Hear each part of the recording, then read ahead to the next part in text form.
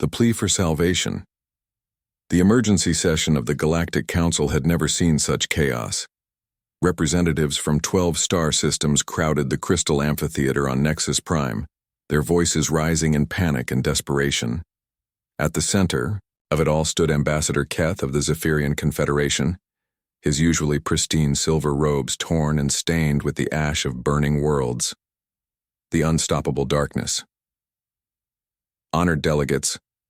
Keth's voice cracked with exhaustion. The Void Swarm has consumed 17 systems in the past lunar cycle. Our combined fleets, over 3,000 vessels strong, lasted mere hours against them. His holographic display showed the devastating path of destruction. Entire solar systems reduced to lifeless husks, their stars dimmed to dying embers. The Void Swarm defied everything the galaxy knew about warfare. They appeared without warning, emerging from the spaces between dimensions like living nightmares. Their ships, if they could be called ships, seemed to be grown rather than built. They pulsed with dark energy that consumed both matter and light, leaving nothing but empty void in their wake. "What do they want?" asked Counselor Yex from the Triangular Worlds, her 3 eyes wide with terror. Keth's expression grew even more grim. "Nothing. They don't communicate. They don't negotiate. They don't even seem to harvest resources.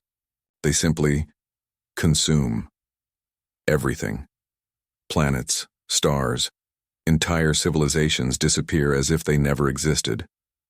The council chamber fell silent except for the soft humming of translation devices. Every representative understood what this meant. The Void Swarm wasn't conquering, it was erasing. The last hope. "There is one system we haven't approached," Keth continued, his voice barely above a whisper. "Earth." A collective gasp echoed through the chamber. Earth, the small blue world on the edge of the galaxy, inhabited by the young species called humans. They had joined the galactic community only 2 centuries ago, and most considered them primitive, barely past their nuclear age. "The humans," scoffed Ambassador Drex of the hegemony. "They haven't even mastered interstellar travel properly. What could they possibly do against a threat that destroyed the mighty Zephyrian armadas?" Keth's eyes burned with desperate hope. "They're different. In all our observations, humans approach problems unlike any other species. They don't think in terms of traditional warfare. Perhaps that's exactly what we need." The debate that followed was fierce. Some called it madness to seek help from such a young civilization. Others argued they had no choice left. As star systems continued to fall and refugee ships flooded the remaining safe zones, desperation won over pride. Journey to the Blue World. 3 days later, Keth's diplomatic vessel approached the Sol system. Earth hung before them like a sapphire jewel, its white clouds swirling over blue oceans. It looked so peaceful, so vulnerable. How could this small world hold any answer to their galactic nightmare? The human response to their request for a meeting was typically efficient. No grand ceremonies, no overwhelming displays of military might. Just a simple message. "Welcome to Earth. Please proceed to coordinates 374419 degree N, 122.1 pronon 9 dig W. They landed at what humans called Starfleet Command, though it looked nothing like the massive military complexes Keth had seen on other worlds. The buildings were elegant but modest, surrounded by green spaces and gardens. Humans in simple uniforms moved about their duties with calm purpose. Ambassador Keth, a human woman, approached, her brown hair streaked with silver and her eyes holding depths that seemed far older than her species' brief history. "I'm Admiral Sarah Chen, Earth Defense Command. We've been expecting you." The meeting. The conference room was surprisingly small and simple. No towering ceilings or intimidating displays of power. Just a round table where 12 humans sat across from Keth and his delegation. The simplicity was somehow more unsettling than any grand throne room. "We know why you're here," Admiral Chen said without preamble. "We've been monitoring the Void Swarm's progress. We're sorry for your losses." Keth leaned forward desperately. "Then you understand. Every hour we delay, more worlds die. Our combined military forces have failed completely. We need your help." What exactly are you asking us to do? This came from a man introduced as Dr. Marcus Webb, Director of Advanced Research. Fight with us, Keth pleaded. Your military, your weapons, your ships, anything you can spare. We know humans have a reputation for unconventional thinking. Perhaps you can find a way to stop them that we couldn't. The humans exchanged glances. Admiral Chen was quiet for a long moment, her fingers steepled before her face. You want us to go to war with entities that destroyed fleets 100 times larger than our entire navy? Yes, Keth said simply. Because you're our last hope. The unexpected response, what happened next, would puzzle xenobiologists for generations. Instead of the expected fear, anger, or desperate planning session, the humans simply smiled. Not cruel smiles, not arrogant ones, but the patient smiles of adults who had just been asked to help with something they'd been quietly preparing for their entire lives. Dr. Webb, Admiral Chen said calmly, how long until the Phoenix Protocol is ready for deployment? 48 hours for final preparations, Dr. Webb replied. Dr. Vasquez's team completed the primary calibrations yesterday. Keth felt his heart skip. Phoenix Protocol? You already have a plan? Admiral Chen stood and walked to the window, overlooking San Francisco Bay. Ambassador Keth, may I ask you something? In all your observations of humanity, what did you think was our greatest weakness? The question caught Keth off guard. Your youth, I suppose. Your lack of advanced technology. You've only had space travel for a few centuries. And what did you think was our greatest strength? Keth hesitated. Your adaptability.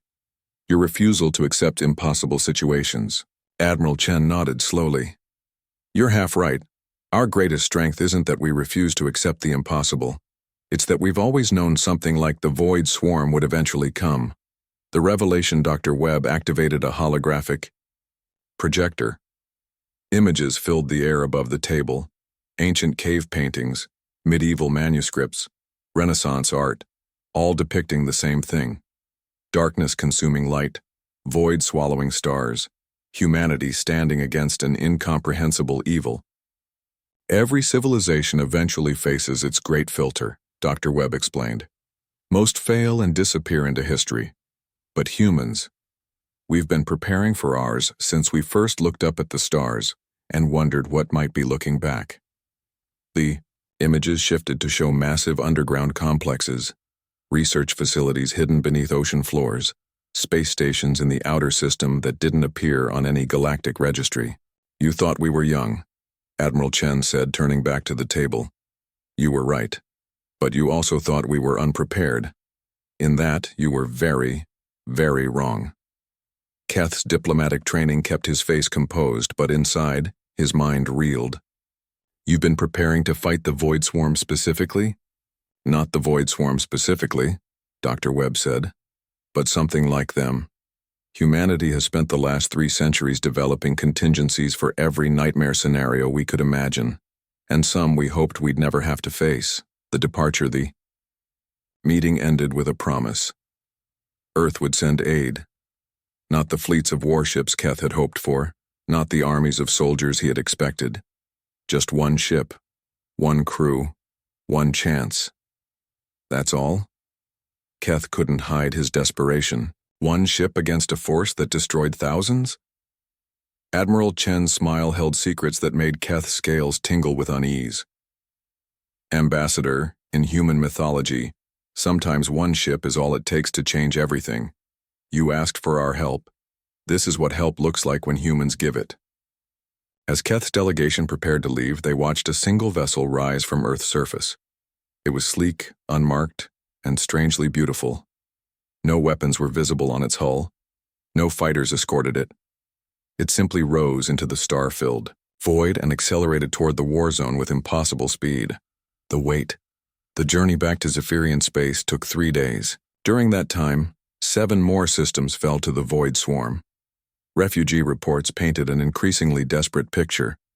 The creatures weren't just consuming matter and energy anymore. They seemed to be consuming time itself, leaving patches of space where cause and effect broke down.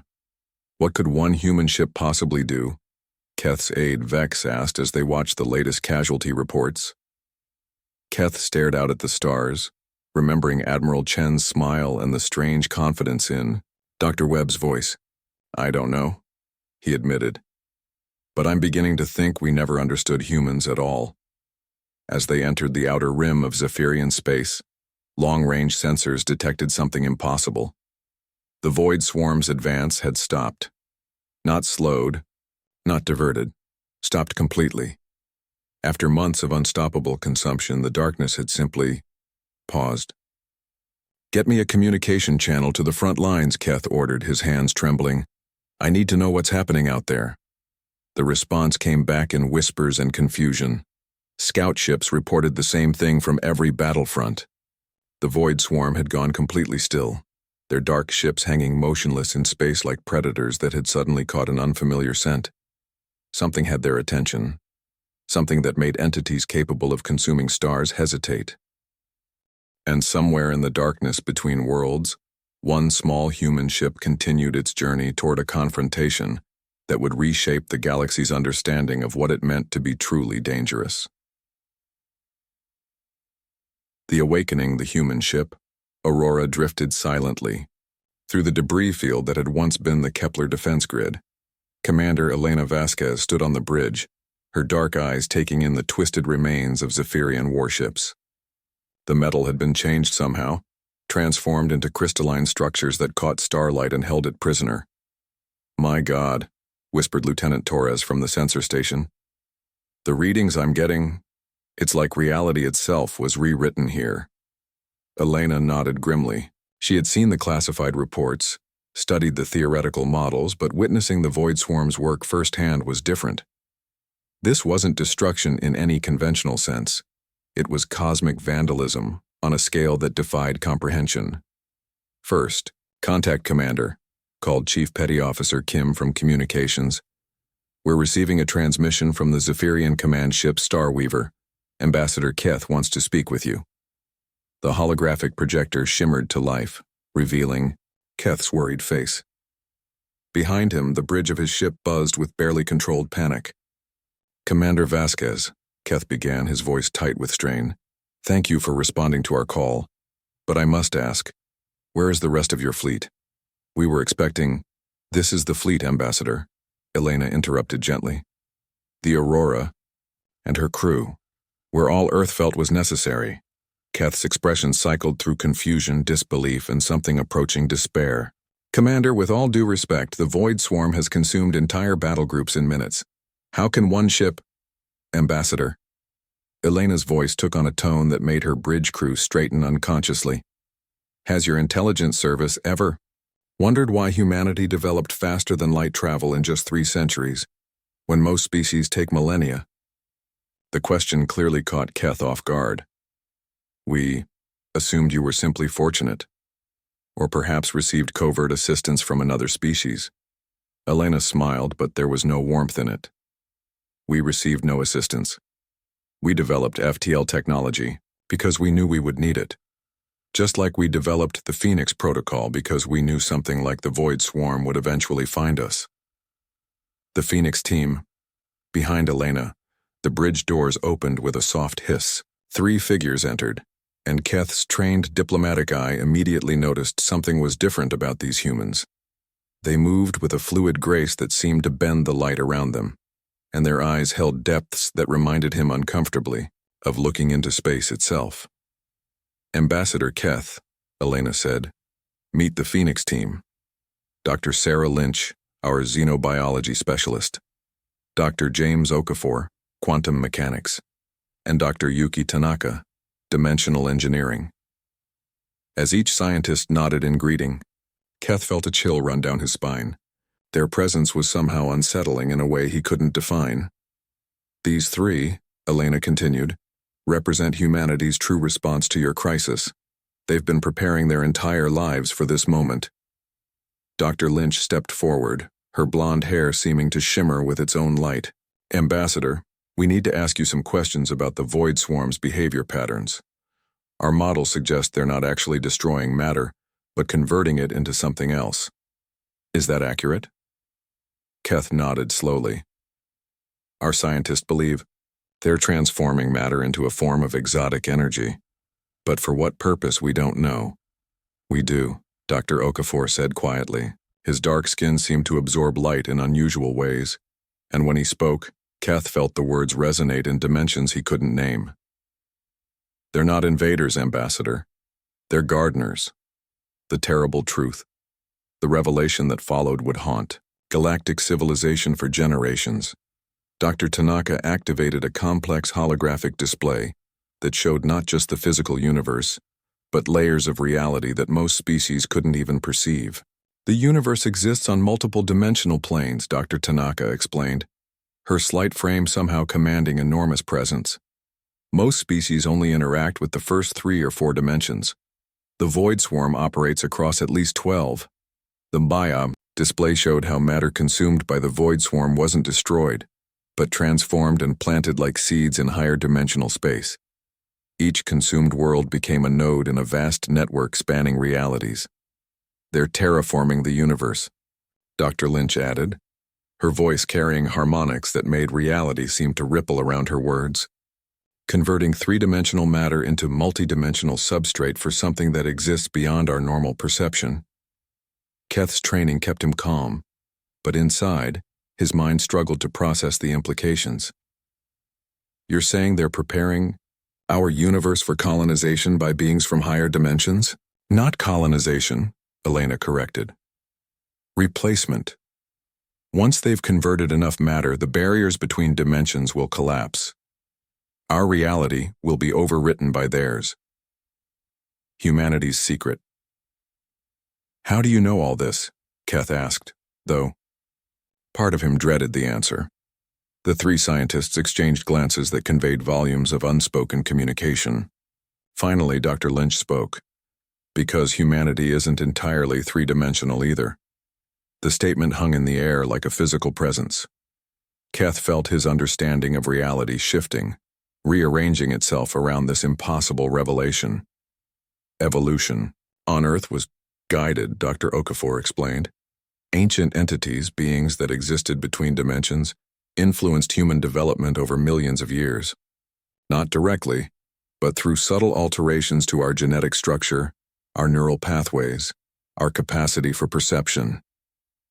Elena activated another display showing human brain scans, unlike anything in galactic medical databases.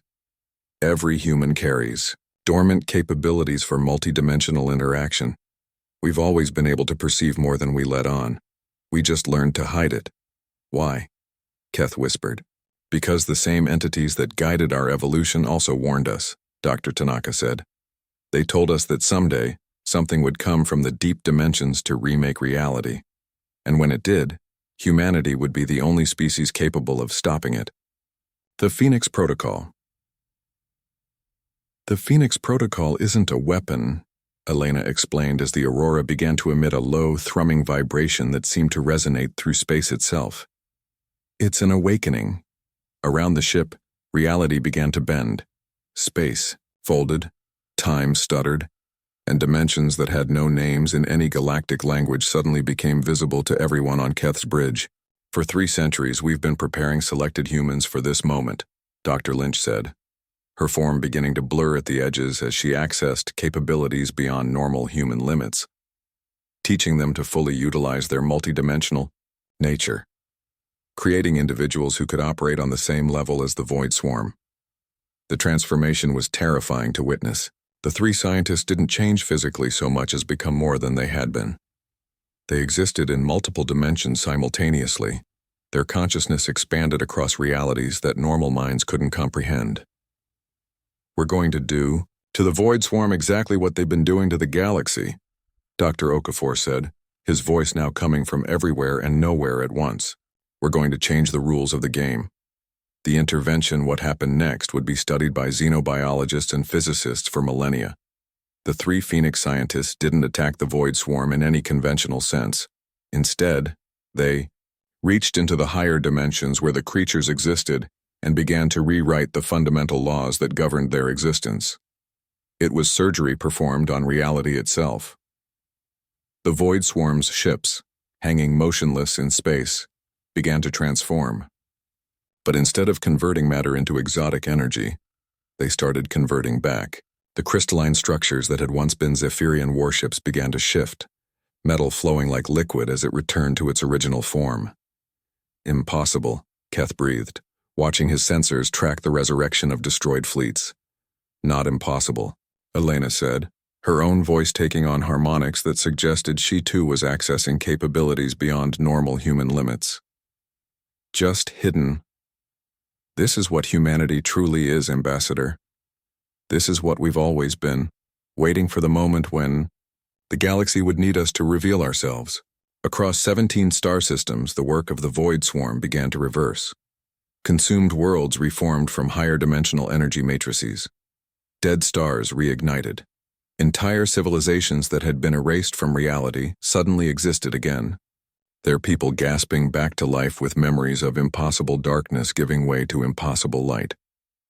The new galaxy. The Void Swarm themselves underwent the most dramatic transformation.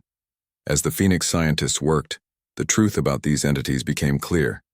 They hadn't been conquerors or destroyers, but prisoners, ancient beings trapped in cycles of consumption by entities from even higher dimensions, forced to prepare the universe for their captors' arrival.